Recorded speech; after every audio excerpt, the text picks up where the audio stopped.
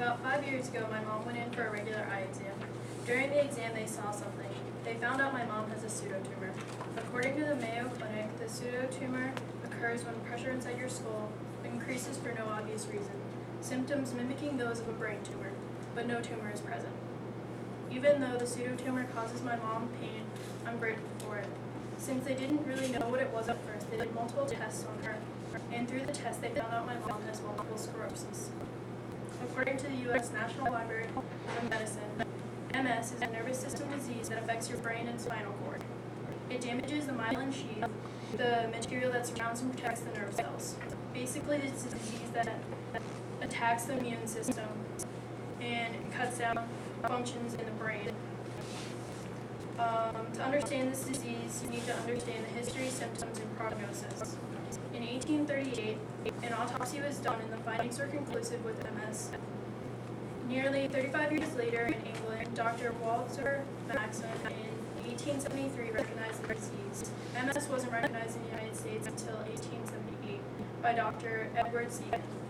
In 1916, Dr. James Dawson examined a patient who had died from MS. In the examination, he found that the damage had been done to the myelin sheath.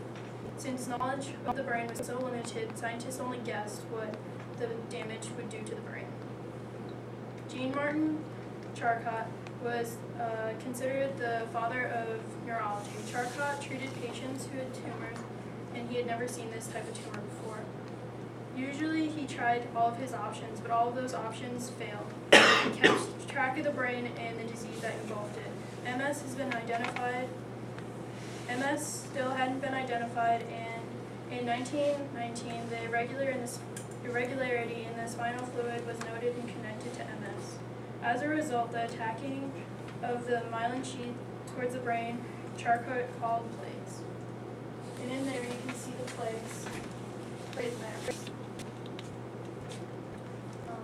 This damage slows down and blocks the messages between your brain and your body, leading to the symptoms of MS. The most common symptoms are visual disturbance, muscle weakness, and trouble with coordination and balance, sensation of numbness, prickliness, or pins and needles, thinking and memory problems. These are the most common symptoms, but the severity of the disease depends on the stage you are in. There are 3 types of MS: relapsing, remitting, RRMS, primary progressive, PPMS, secondary progressive, SPMS.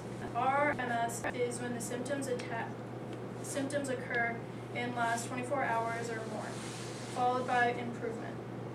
PPMS is the least severe. The symptoms only show up a few times and doesn't progress.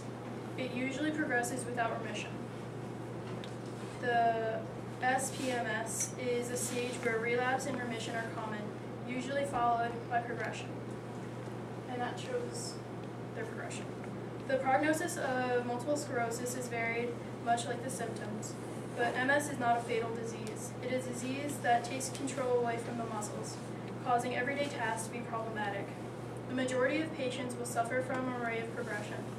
20% of patients will remain without symptoms. Others will progress rapidly.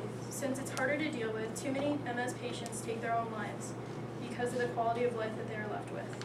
In my mother's case, she is doing well. Her symptoms are very few, and she doesn't show signs of progression. And I thank God for that. I know that there are families out there who have to suffer every day with this pain, and there's tons of research being done for those families to bring hope for them, and hopefully a cure is around the corner.